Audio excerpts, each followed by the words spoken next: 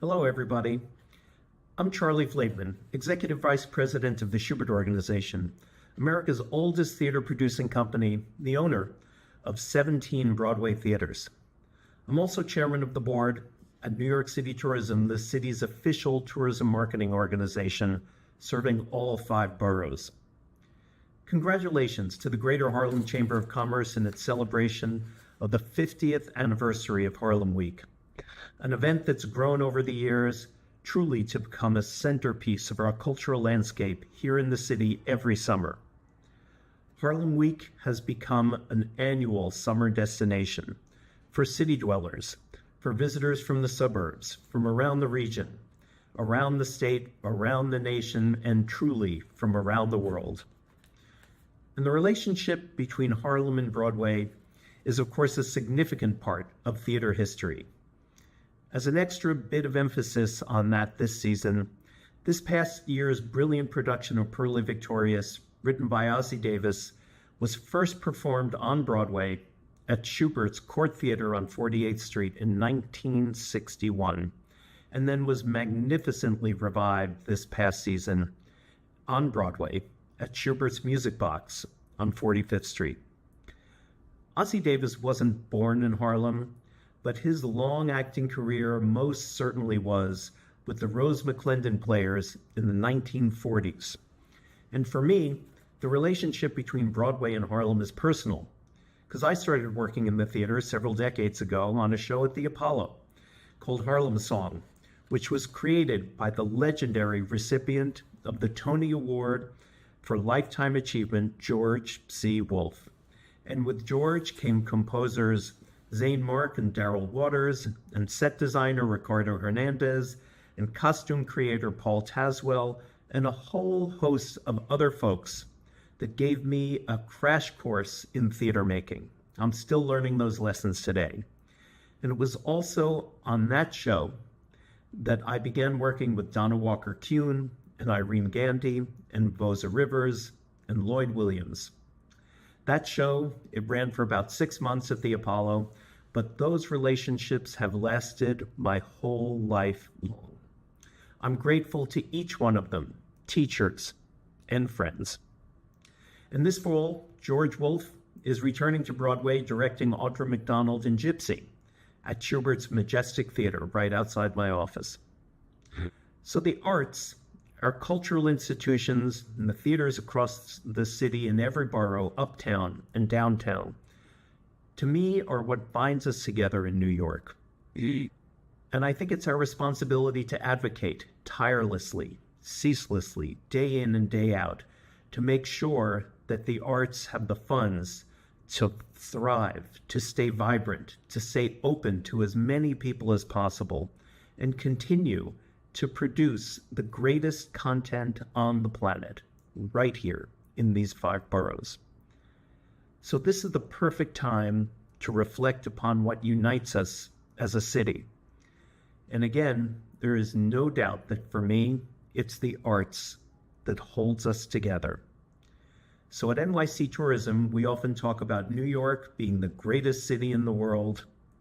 But what makes it so is that we are with no doubt, the most creative city in the world.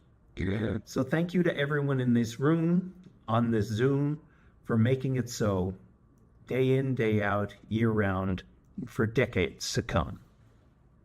Thanks again. Hey, I'm Irene Gandy, Harlem Week board member, and I welcome you to our 6th annual virtual Broadway panel, Arts and Culture panel, curated by my former and great board member, Donna Walker-Kuhn. It's especially exciting this year because in addition to our 6th annual Broadway Arts and Culture panel, Harlem Week is celebrating its 50 years anniversary in arts and culture. And this is very important to me, especially because Ossie Davis, the great Ossie Davis, was one of the founders of Harlem Week. And I, as a Tony Award-winning Broadway producer this year, had the pleasure of being able to produce Purlie Victorious, which hasn't been on Broadway in 62 years.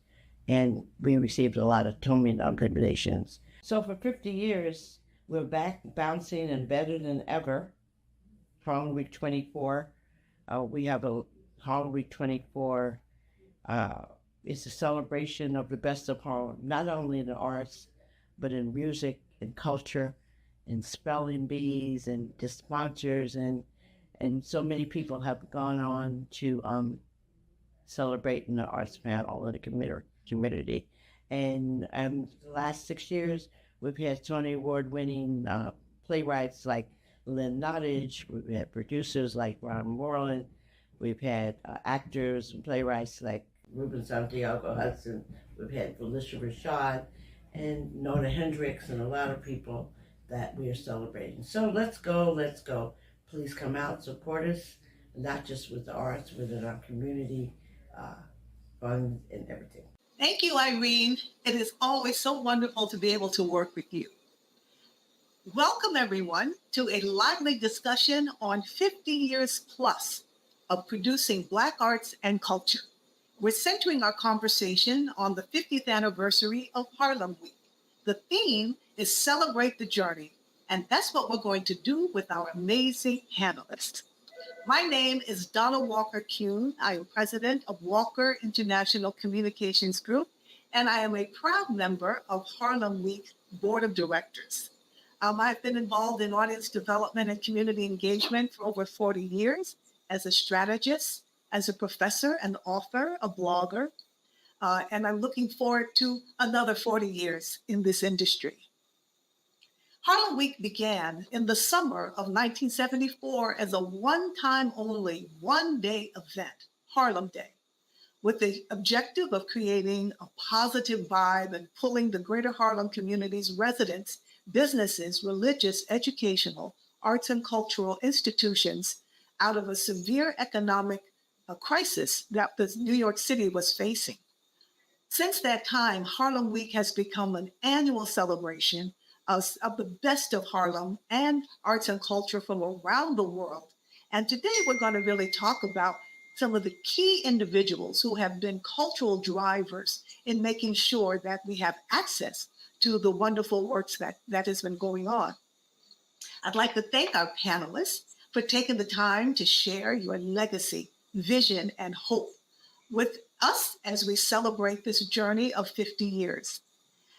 Irene Gandy and I have been producing this virtual panel examining the culture of Broadway and off-Broadway for 5 years now. Today, we're going to discuss the challenges and successes throughout each of the incredible work of our panelists and the narratives that they have worked on of Black people, Black culture. So today, we're going to hear the thoughts about what has changed, where there is still much more work to be done, and the vision for the future, the next 50 years in theater and Black culture. So I'd like to ask each of our panelists to introduce themselves. We're so excited to have Marcia Pendleton, president of Walk Tall Girl Productions, Boza Rivers, who is executive producer of Harlem Week and head of New Heritage Theater and 5,000 other organizations, and Sade Lipcott, who is artistic director, executive director of a National Black Theater and a Broadway producer. So Marcia, let's start with you. Thank you so very much, Donna. It is a pleasure and honor for me to be here. Again, my name is Marcia Pendleton. I am founder and president of Walk Tall Girl Productions. We have been in existence since the year 2000, and Walk Tall Girl Productions handles marketing, audience development, and group sales for the performing arts with the emphasis, a special emphasis placed on the theater. We want to make the arts accessible to the widest possible audience. In addition to doing that work for producers and nonprofit organizations, both on and off Broadway and in regional theater, I also produce something called the Black Theater Preview, which we introduce New York audiences to what is happening in theater in New York each season. And I am also the producer and host of Backstage Stories, which is heard on WBAI New York, 99.5 FM, and streaming at WBAI.org. And the focus is on presenting new voices, mid career voices, veteran voices from the African diaspora in the arts. Thank you. Thank you. Boza Rivers, can you please tell us a bit about yourself? Yeah. I'm Boza Rivers, co-founder of New Heritage Theater Group, now celebrating its 60th anniversary. I am also the vice president of the Greater Harlem Chamber of Commerce, and I head up the Arts and Culture Committee for the Chamber. I am also the vice chairman of Harlem Week, and executive producer of the Harlem Week programs. We also have the Harlem Music Festival that Lloyd and I co-founded many years ago, and that has reemerged as one of our new and bigger and better initiatives as we look towards the future. New Heritage Theater Group was founded by Roger Furman. I now serve as the executive producer of the theater upon Roger's death in 1983. Since that time, the New Heritage landscape has improved and expanded. When I say improved, before Roger died, he was talking a lot about social justice in the arts. Upon his death, when I assumed leadership, I was able to look at social justice, and it led me to other countries and gave the New Heritage Theater a international focus from Harlem to the from Harlem to South Africa. And I know that when I look towards the future, it will include that relationship, not only with the theater, but with the chamber and Harlem Week. Harlem Week has been a landing destination for a lot of the international work that we've been doing. Thank you, Boza. And now let's hear an introduction from Sade Litcott, National Black Theater. Hi, everyone. I'm Sade Lipcott. I'm the CEO of Dr. Barbara Ann Tears National Black Theater here in Harlem on 125th and 5th Avenue. National Black Theater is one of the longest running Black theaters in the country and one of the longest in the nation to be run by a woman of color. We sit at the intersection of Black theater and social justice. You know, we're coming off of the heels of, working in the community for over half a century. And in the last 2 years, finding our transition onto Broadway, bringing Fat Ham and Pearly Victorious to Broadway, 11 Tony nominations between the two. But the most exciting thing about the work National Black Theater is doing here in Harlem through our programs, our residency program, our main stage programs, is really building the theater of the future. The heart of Black theater in America will be in Harlem on 125th and 5th Avenue as we look to rebuild our building and our facility. Our capital redevelopment project is well on its way, and we look forward to welcoming everybody back to your home away from home at National Black Theater in 2026, 2027. And so all eyes are on Harlem, all eyes are on National Black Theater's new building, where we say Black culture takes center stage. So very excited to be here with you all today at this momentous celebration of Harlem Week to celebrate what all of us do so well, celebrating Harlem's arts and culture, not only here, but globally, as Harlem Week is a global happening. So thanks for having me. Oh, Thank you and congratulations on all your victories. That's fantastic. So, my first question for the panel, and this is for each of you to please answer. You know, we're celebrating 50 years of Harlem Week. What have you observed that has had significant impact on arts and cultures, specifically to the Black community and beyond? Start with you, Marcia. Okay. Um, that's first of all, that's a great question. Thank you. And no, thank you for having me answering first. Um, but I'm finding that there is no lack of material. We are a vibrant, creative, when I say we, the Black community, the African diaspora community, there's no lack of material, but getting the work from the page to the stage, getting the work uh, produced is still problematic because some of the resources that are still unequally distributed, the inequity of it all. The Black Theater Network has been around for 37 years, and it is an advocacy organization that had almost been alone for a long time.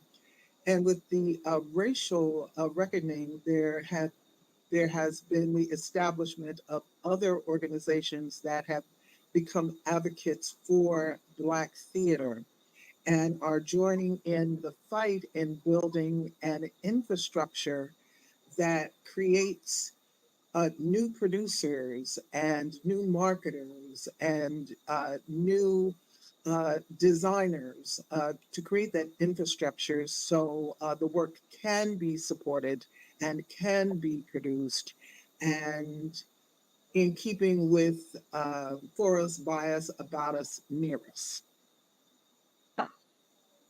Thank you. That's an excellent point. I love what you talked about in terms of the creators, you know, because the challenge, you know, half the challenge, of course, is the work and getting it from the page to the stage, but it's also making sure we have agency in each of those roles. So that's a great point. Thank you.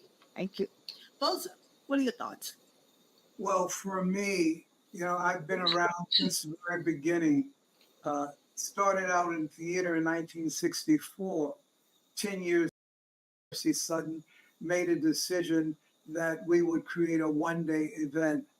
And that one-day event was to celebrate our historic artistic culture. It was to get residents who were in a dilemma about the condition of Harlem at that time, because there was a crack epidemic and a lot of people were leaving Harlem, going elsewhere. It was that seminal moment of sharing with Percy Sutton and Percy Sutton giving us guidance that we needed to do something to bring the people who remained in Harlem out to celebrate their rich cultural history. And so that one day event with Percy Sutton, uh, uh, we were able to invite a lot of our celebrity friends. So from Harry Belafonte to Ozzy and Ruby, to Maya Angelou, to James Baldwin, all of these people decided to come out on that very first day in August when we created Harlem Day. We thought we were just doing a one-day event, but at the center of what made Harlem Day so special, in addition to creating a new initiative that named a street for the first time in the history of New York City after the name of a Black person, we renamed 7th Avenue to Adam Clayton Powell Jr. Boulevard. But what was also most importantly was the outpouring of support from the creative community to be in attendance, to give us guidance. And we marched in the streets from 138th Street, 137th Street, and now Adam Clayton Powell Jr. to the Harlem State Office Building. And again, the celebration was really around arts and culture. If arts and culture was not the centerpiece of what we were doing, I doubt very much that we would still be around 50 years later. Um, and over the years, we have seen an integration of of a broader network of arts and culture practitioners, I call them, and institutions. So we have our institutions. We also have promoters and producers who are now adopting Harlem Week as a platform for them to showcase their talent. And through the work of people like Irene Gandy and you, Donna, in creating something called Broadway Row. Although it is tagged as Broadway Row, it is for local and mainstream theaters to be a part of that special one-day event uh, on Harlem Day. We are in a position with Harlem Week because Harlem Day morphed into Harlem Week to continue the work with that next generation. And that's what we're looking at. We're looking at how do we do things differently? How do we capture the past and promote it to the future? One day, one observation that a lot of people don't know is that we have a children's festival, which is our future. And during the children's festival, there is a competition that young people can participate from the third grade to the sixth grade. But seeing them, listening to them, and seeing what they have selected to either talk about or participating in uh, bring joy to the folks like myself to see that that generation is being exposed at an early age to the role of arts and culture. So again, for me, I am pleased that Harlem Week is in its 50th year and looking forward to the next 50. Thank you. And I love the perspective of looking to the future and engaging our younger audiences so that younger artists, so that this legacy continues with their input and opportunities. Sade, tell us, what are you thinking about? You've observed that's had a significant impact on arts and culture to the Black community and beyond. Oh, well, there's just, where do you begin? We are culture shapers. Harlem is the cultural capital of the Black world. As our founder, Dr. Barbara Ann Tier, my late mother used to always say, Harlem is forevermore the cultural capital of the Black world. It is a mecca of sorts. And so I think there probably has not been a bigger imprint on American culture through the Black lens than all of the arts and culture that has come out of Harlem. I think that your question around what have some of the challenges been, I think the ultimate challenge that we have in the preservation of our culture and our community as we blaze a bright trail into the future is how do we continue to make clear that our culture is not to be appreciated, but it is to be valued. I think everyone appreciates Harlem, Black culture, theater. They appreciate us. They love that we do what we do, but they also need to value what we do.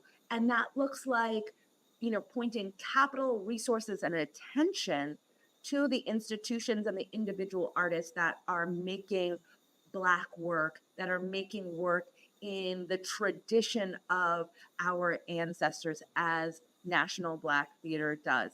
I think the other unique opportunity that I think people don't really quite get or understand, there is obviously folklore around Harlem.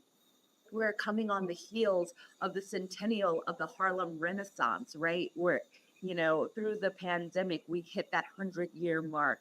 But there is a consistent and constant renaissance where we are continuing to be the cultural shapers and bearers. And the thing about Harlem that is the unique opportunity that I feel like folks don't really, unpack enough, which is why Harlems don't necessarily exist anywhere else in the world in the way that it is vibrant and generative here, is because we recognize that we are a village. We're not a neighborhood. We're not a city. We're not just a community, though community is very important. We are a village. And what does it mean to be the village of Harlem? It means that inextricably linked to our placemaking and our culture shaping means that we have a sound, we have a taste, we have a language. We are inextricably, our placemaking is inextricably linked from our arts and our culture, that this village exists in the way that it exists, with the impact that it has on the globe, because we are not just, a boundaried space of streets where it starts at 110th and ends at 145th, right? All of the things that, you hear about neighborhood or community, is transcended by this kind of alchemy of Harlem that only exists because of its people, only exists because of arts and culture.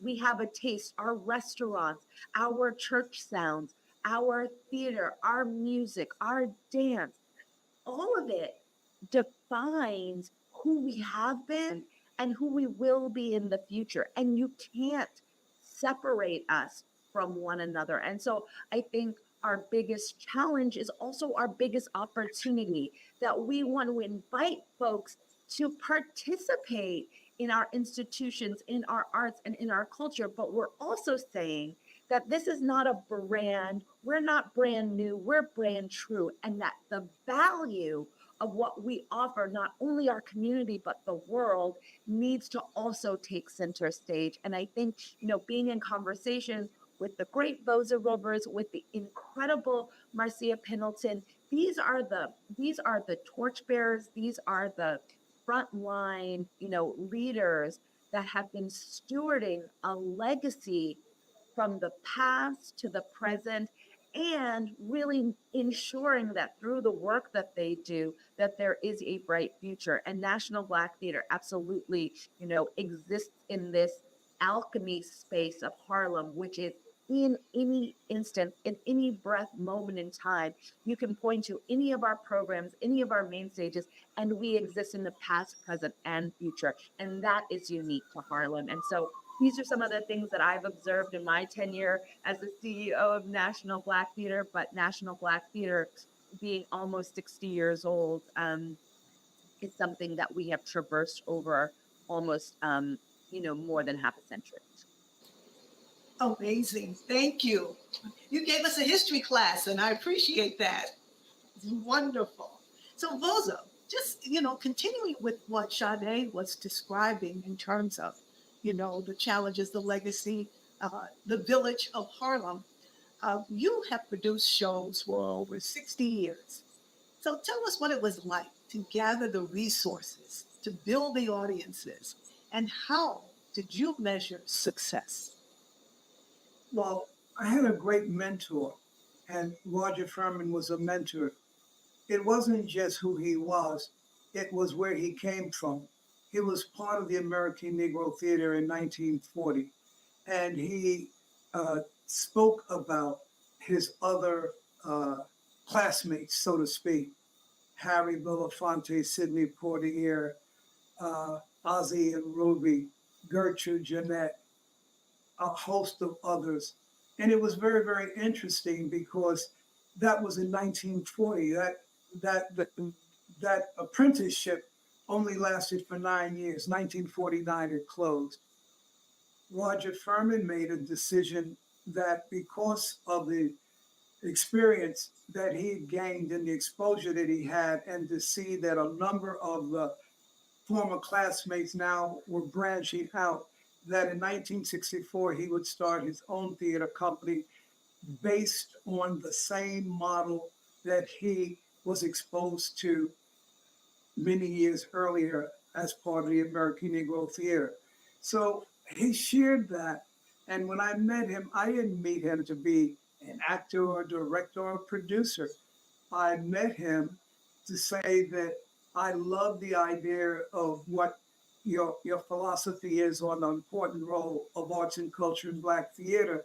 But I have other goals for myself, and theater wasn't one of them. What I was more interested in after hearing him speak was that I would like to just volunteer my time with you and to assist you if that would be okay. But I'm not interested in being on the stage, so to speak.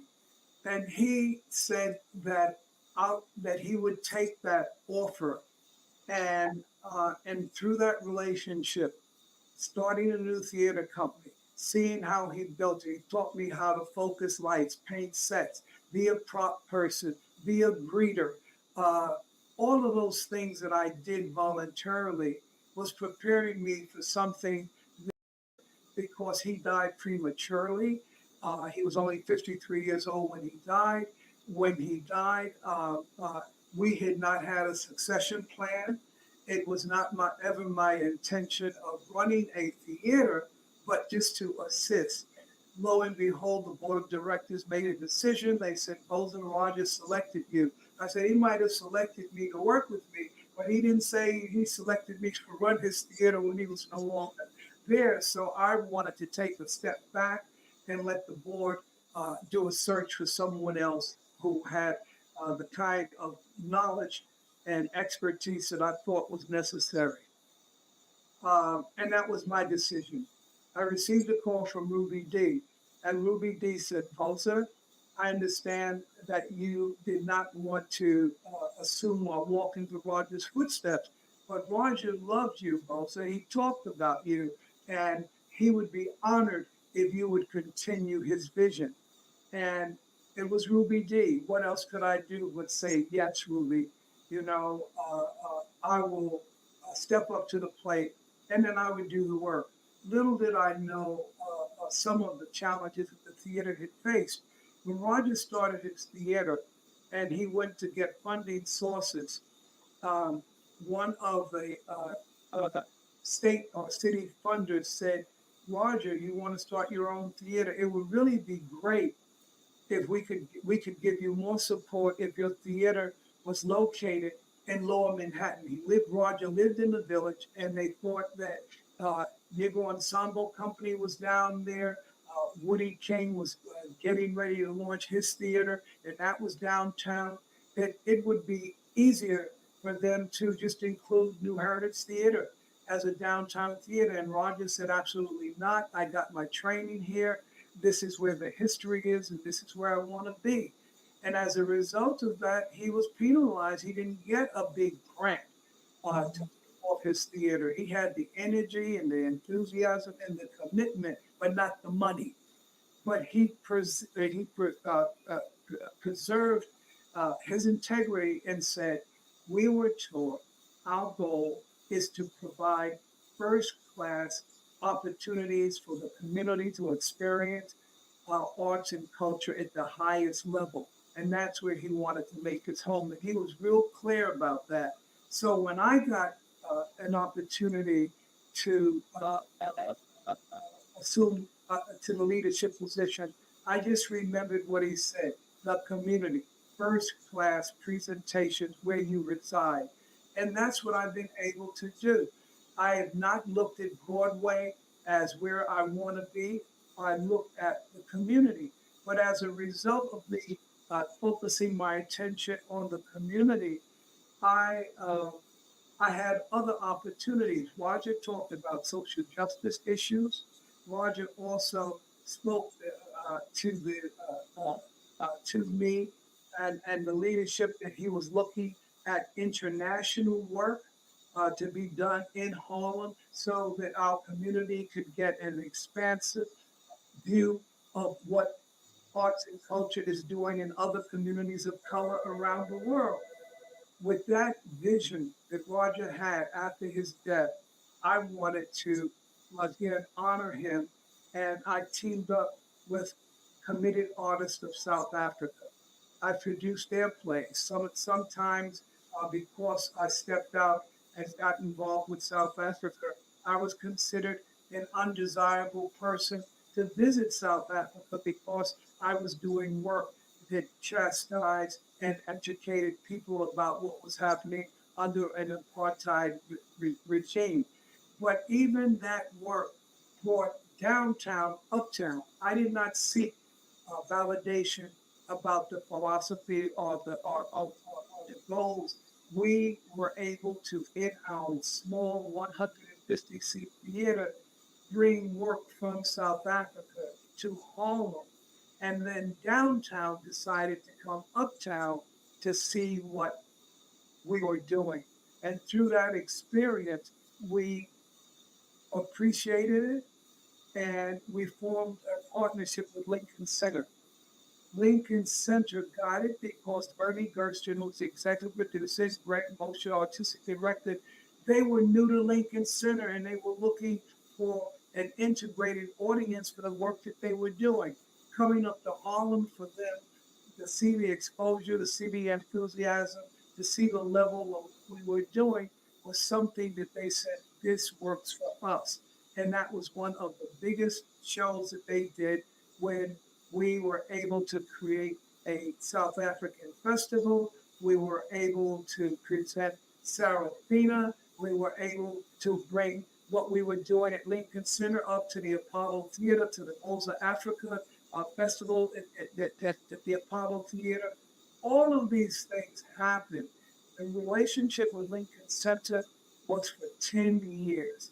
And again, those relationships continue today. And I'm just very pleased to say that the local theater is global. Our relationship with Japan, South Africa, and Cuba is as strong as the neighborhood that we live in. And I thank Roger Furman for giving me the understanding about the power of theater. Thank you, Bozo. Wow. Marcia, we know how passionate you are about theater and how you have provided audience development strategies for numerous shows. What has been the trajectory of Black theater amidst this challenging environment to get the plays produced, build audiences with stringent resources? How do you make all that magic happen? Ooh, um, I know, in 2-3 minutes. in 2 3 minutes. That's a really big question, Danny. I know. It's an important one, but it's important. I want people Okay, to understand. It's not just I woke up today and oh, I can do a show. and it's going to be here. Yeah, I certainly do understand that. I just want to say a couple of things. First of all, I think that I'm the only one on this panel outside of yourself that was not born and raised in Harlem. I was That's born right. and raised. I was born and raised in Philadelphia, Pennsylvania, and that's where I started my career in theater in 1989. Ooh, 1989. You know, so with the advent, it was about 20 years after the beginning of the Black Arts Movement, Mhm. which was definitely taking place in Philadelphia through places like Freedom Theater and Bushfire Theater Company. Um, but I got my start in a teeny tiny storefront theater called Theater Center Philadelphia, and that's where my love of theater and working behind the scenes. I was like everybody else who wanted to be on the stage, but I found out that I loved being in service to the work. I mean, really, truly being in service to the work. And that's where it started. Prior to that, I had been a social worker. And prior to that, I had worked in the hospitality industry, where I definitely learned that if I did not provide good customer service, there would be no customers and I would be out of a job. Okay. But the social worker definitely improved my listening skills and my empathy. my empathy for other people, and Mhm. the fact that people could live, learn, and grow through their exposure to the arts. That's how all of that got started. Walk Talk Walk Talk Girl production was born in Harlem, so I can definitely say that I moved to New York thanks to your work at the Public Theater and the National Tour, Bringing and Always Bringing Funk, and I wanted to come here to New York to do that work, and that's how the company was started.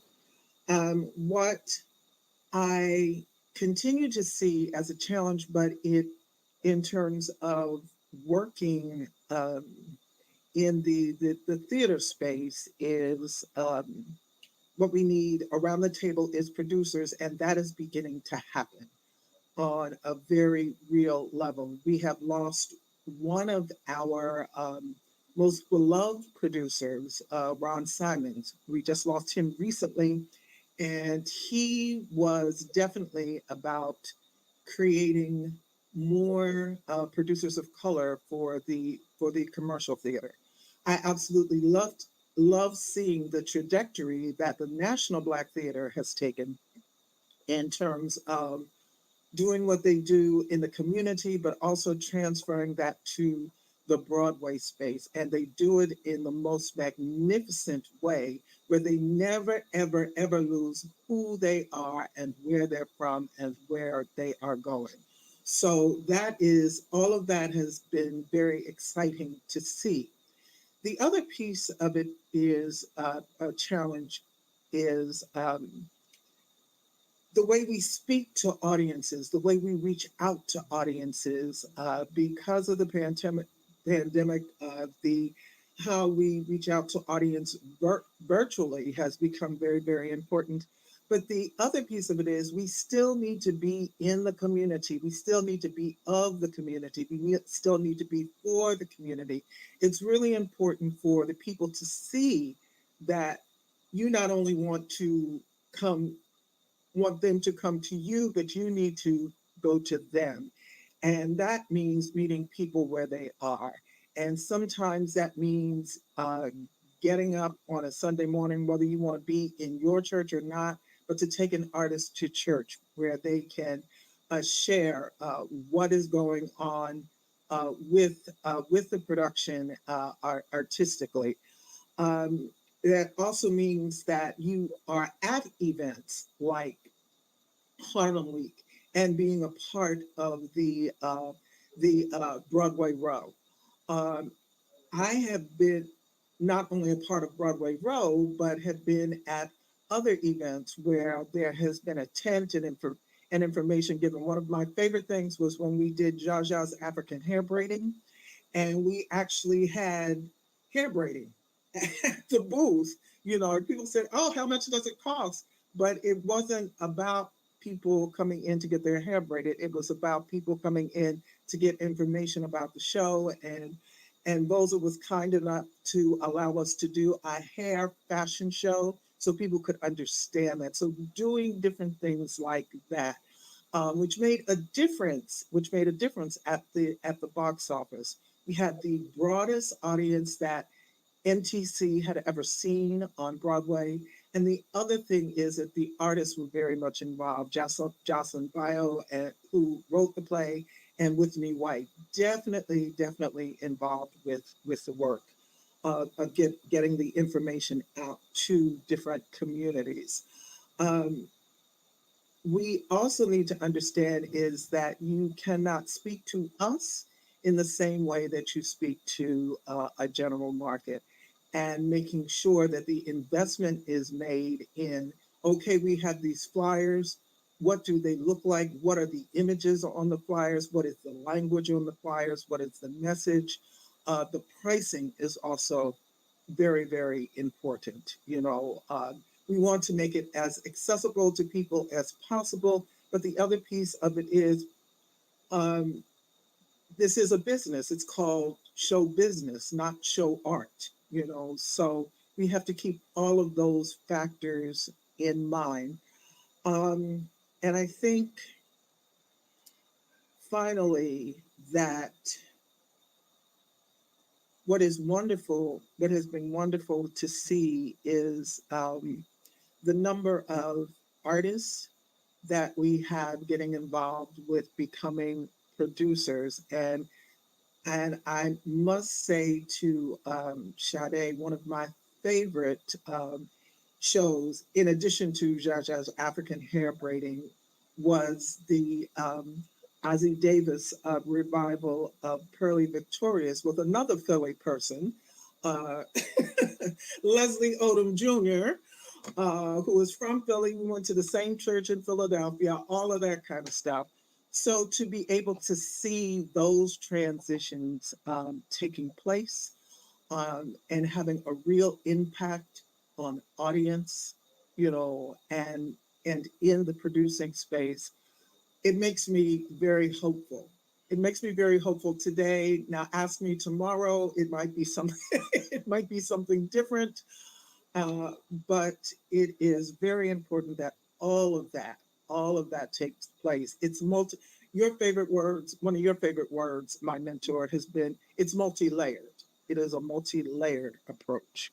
So, and that's what we have to do. There's no silver bullet. There's no silver bullet. There's no one thing that's going to bring somebody in. There are a multitude of things, and we have to be able to identify them and use them. Excellent, Marcia. Thank you so much. You gave us class 1, 2, 3, 4, 5. I hope everyone was listening. That was wonderful. Sade, the legacy that you advanced so beautifully and boldly, that was built by your mom, Barbara Ann Tier, in establishing NBT in Harlem, it's just been incredible. So, what do you think of what do you make they know that might have been some of her challenges 50 years ago? And then how have you moved through that space to where NBT stands today, where you shared with us about your new building, about your 11 Tony nominations? How did all of that happen? 50 years, more, 60 actually. Oh my gosh. Thank you for the question, Donna. And thank you for speaking so beautifully, Marcia, about the work National Black Theater is doing today. Um, I think that my mother was a visionary and a trailblazer. She believed, some of her most proud accomplishments, though there is a litany included, we're included in the Smithsonian's African American Culture Museum in their permanent exhibition. We've been lauded by presidents of this country as one of the most important cultural art spaces in the nation. There's all of these accolades around the legacy of National Black Theater, founded by a liberated Black woman. And however, my mother's, biggest accomplishment, and probably the thing that was the most challenging, which is why, I'm effusively grateful for Marcia's words about, the growth of MBT, but still feeling like MBT, was she believed in community theater with a capital C. And, you can go and talk to donors and funders and, theater makers. And when you say community theater, immediately they begin to marginalize you, to to believe that when you serve your community, you're somehow not artistically as ambitious or as artistically rigorous. No, all of that can be true and be of service primarily to your own community, that our community is our currency. And so, what MBT has always done is met the community where it's at. And what Dr. Tier believed, almost 60 years ago, like Marcia and Bozo were saying, is that you meet the community where it is, and then you grab them by the hand, right? This is not about community engagement. This is about community empowerment. You grab them by the hand and help community together dream a bigger dream, move in the direction of not peace, but liberation. This idea that we can be unfettered in our artistic expression, in our unique articulation of our own stories, to set each other free. And so I think the thing that my mom, even though we have all of these incredible accomplishments, would be the most proud of is that we still serve the community as our primary audience. And we bring that audience to Broadway. I mean, I think this is why it's such an exciting moment in time for Harlow and for National Black Theater in particular. Who cares about Broadway? As Moses said, like some people are disinterested. I think maybe MBT wasn't looking to go to Broadway, but what it said was that our stories are essential and critical to have a larger platform, to be able to invite us in to see ourselves reflected back, because if you can see it, you can be it. And I think that the thing that Dr. Kier was the most successful at is having a vision for our people, our community, and building it so that our people can see it and therefore be it. Black theater is essential not only to our community, but to the saving of our country, because our stories have always been a catalyst for change. Our stories have always been a catalyst for healing. And like my mother said, that's the science and secret of soul is what will heal the planet. And Black folks have that. And Harlem is the cultural capital of that currency. And so for us, our vision for the future is that Black folks, Harlemites, we should take up space. We are the National Black Theater, and we believe our stories, our songs, our plays should be in every corner of this country, every corner of this planet, because when we tell our authentic, unfettered stories, we give ourselves permission to show up differently. We give ourselves permission to be in conversation with our liberation and our healing, which also then gives the world permission to do the same. And so I'm very excited about all of what we've traversed, because Dr. Tier left a blueprint for us to follow and to build and to evolve on. So NBT today in 2024 is not brand new, though so much of what we do looks like it, but we are brand true. And it was because that woman had an uncompromising vision for her people and community. And that's that. Wow. Thank you. That's exactly what I was expecting to hear. I'm loving the legacy that's been woven throughout this conversation. Those are starting with the importance and the tradition and legacy he got from Roger Furman and holding that, and then Marcia really focusing on, this new generation of Black producers and saying Ron Simon's name. It's so important to claim these things, to put it out there.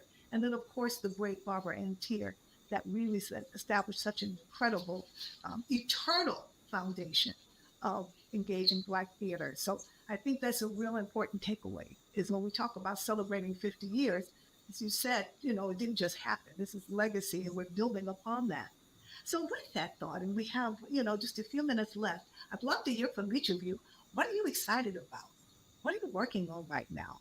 What are you dreaming about? Tell us. Well, for me, succession is in the works. Great. I have identified a person that I was introduced 20 years ago when Ossie Davis and Ruby Dee told me that there was a young man who they felt could be, if he was living today, Paul Robeson, and that they wanted me to meet this young man.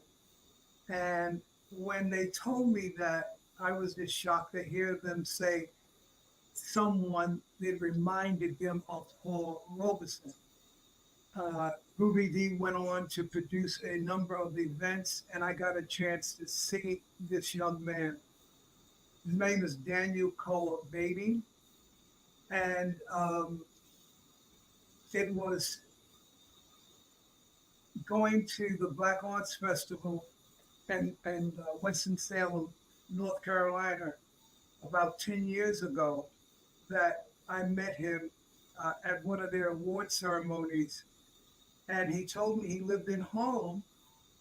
And of course, I'm in Harlem. And we bonded, and we said that we would work together. Today, I have produced 9 of his plays.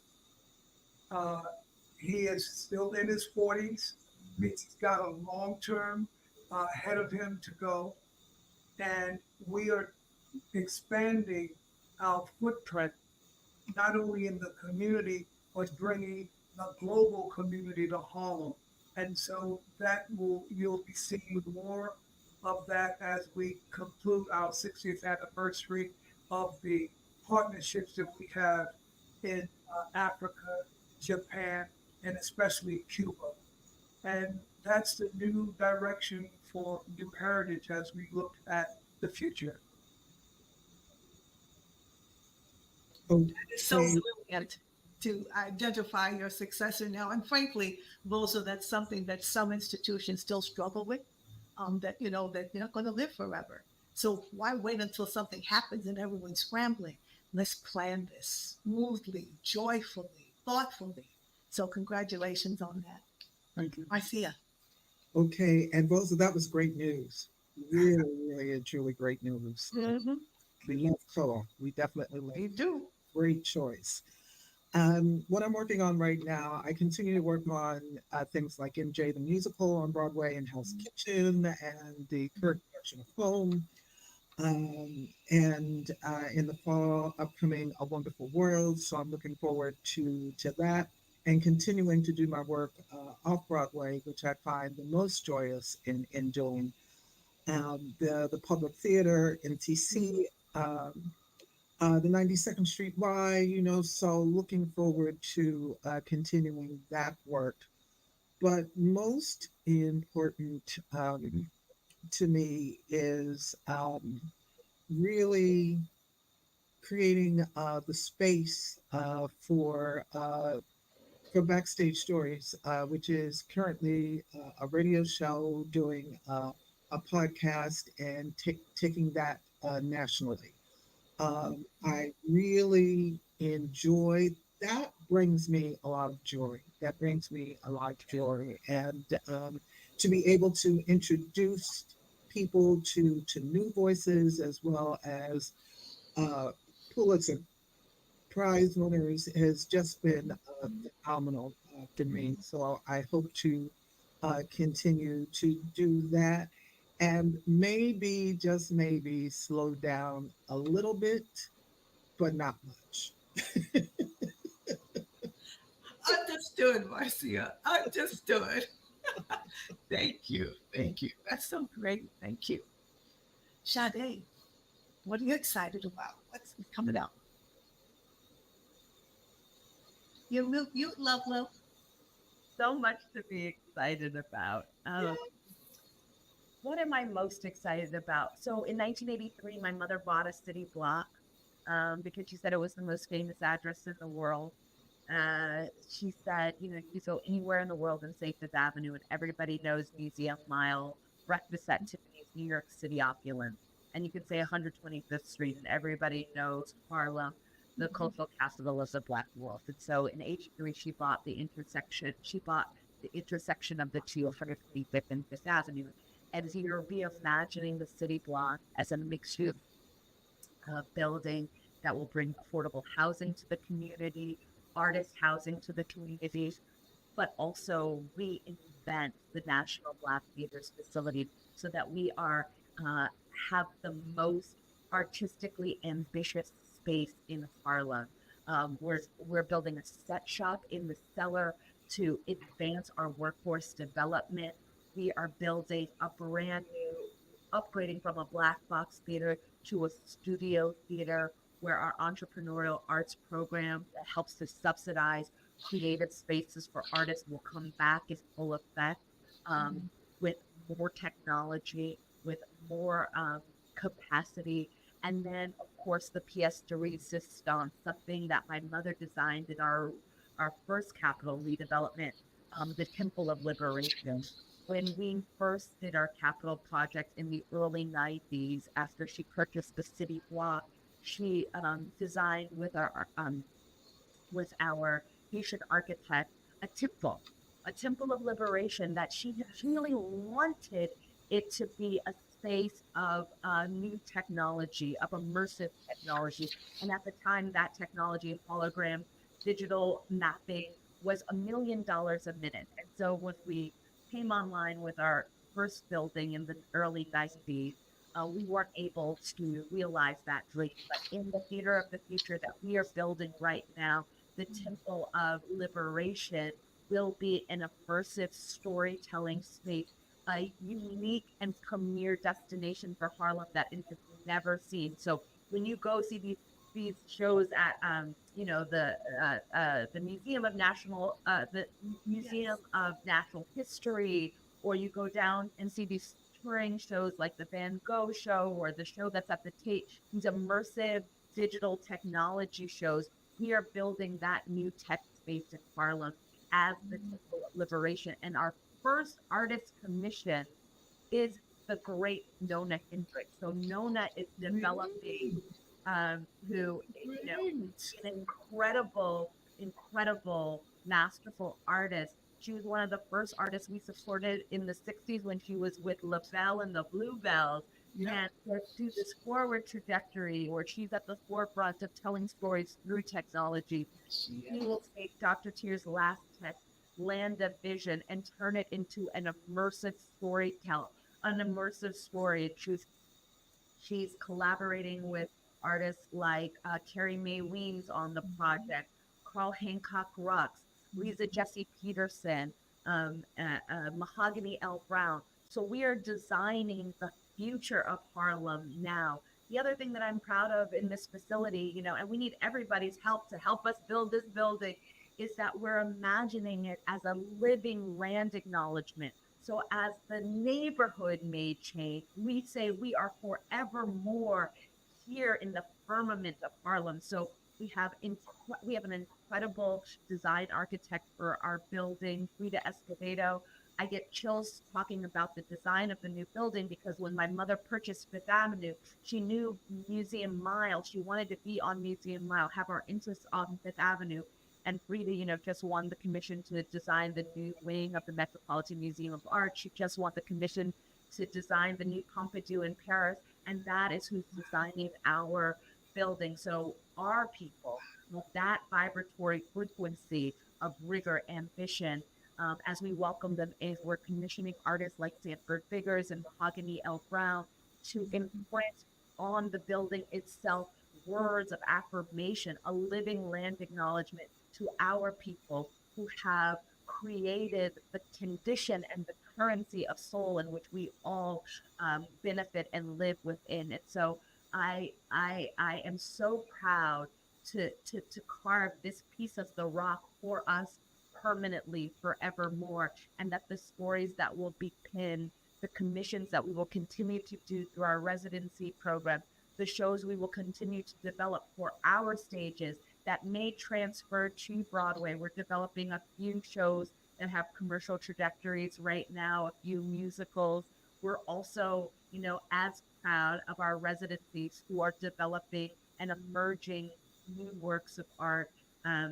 This last season is our production Pray, which was a commission of Nikki Douglas, this little piece that turned into this big splash that beat out the Hell's Kitchens of the world and the Stereophonics of the world at the Lucille Lortel Awards, these off-Broadway pieces that are leaving indelible marks within our own sector and community. I'm excited for all of it, the spectrum of what National Black Theater gets the great privilege to participate in. That's what the future looks like for us. It's more investment into artists, it's more invested into workforce development so that the theater can look like us, not just on stage, but behind the stage. And to say that, economic development and community revitalization needs to start with our people, not with outsourcing our brand. And that's what I'm most proud of for the future. Well, I don't know how you can go to sleep at night. That's incredible. It's hard. Thank you so much for sharing this incredible vision for the next few years coming up. I am positive it will all be accomplished and more. So I think we're going to wrap up our discussion, although there's so many other things we could talk about. But this program, it's specifically designed to educate more of our Harlem Week audiences about theater, about what matters to us. And you have done that perfectly. So thank each and every one of you for your time, for this really fantastic discussion, for your passion, your legacy, your brilliance. I know that our audience is inspired, and hopefully they're going to purchase tickets for all these various shows that you all described that you're working on. I thank my partner in crime and co-producer Irene Gandy. Always enjoy working together. So we look forward to seeing everyone at Harlem Week, whether it's in the virtual space or in person this summer. On our website, you'll find a schedule of all of the events. If you go to harlemweek.org, we begin August 7th and we conclude on the 18th. And in the middle of that is over 100 different opportunities to experience so much of what our panelists described today. So thank you so much, panelists, Marcia, Vosa, and Sade. Looking forward to celebrating all of your wonderful accomplishments as we advance together, building community, arts, and culture. Thank you.